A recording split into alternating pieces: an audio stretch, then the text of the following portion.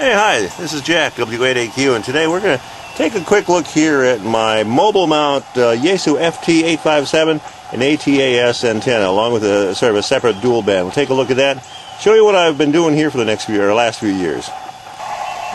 This is the Yaesu, again, FT-857. It's an all-band, takes in VHF, UHF as well. I've mounted it with a separation kit here in a 2004 Ford Ranger.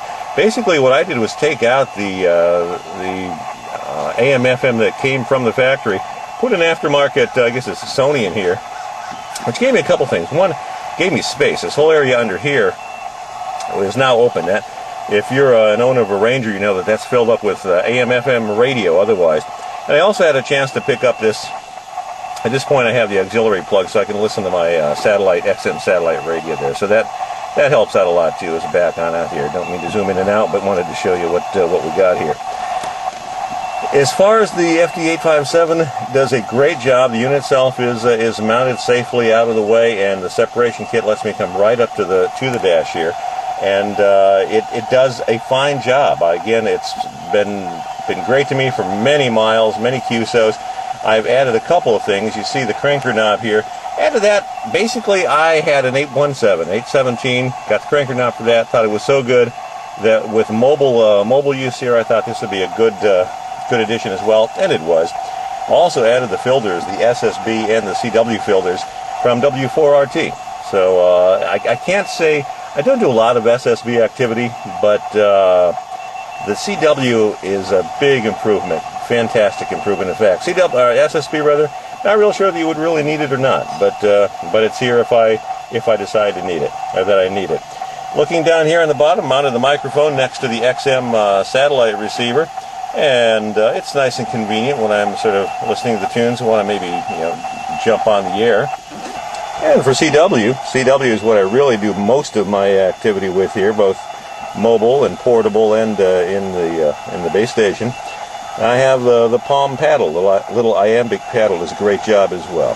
Have done many QSOs, a lot of things out basically on the beach down in Texas City, on the Texas City Dike, when the dike was there, which is before Hurricane Ike. And you can see a couple of antennas sitting here. Actually, you see three with the AM/FM antenna here.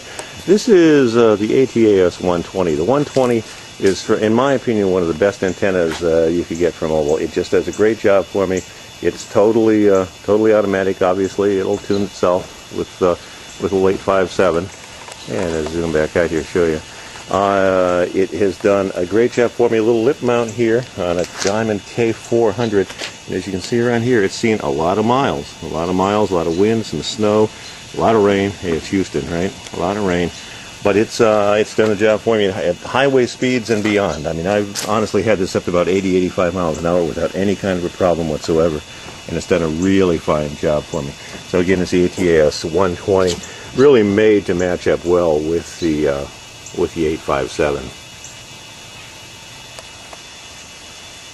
And for some high band stuff, for VHF and UHF, use what used to be sort of a diamond, an MFJ antenna that I sort of took apart, and for the stinger part I really installed what used to be part of a mag mount, and it does a nice job for me. It's mounted over in the passenger, or driver's side rather, a little higher than the ATAS.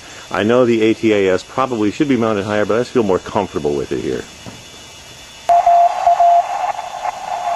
And some things happening on CW here on 40 meters this evening. Fairly busy. It's I guess a Tuesday night now, so fairly quiet, but obviously not a problem getting a signal here.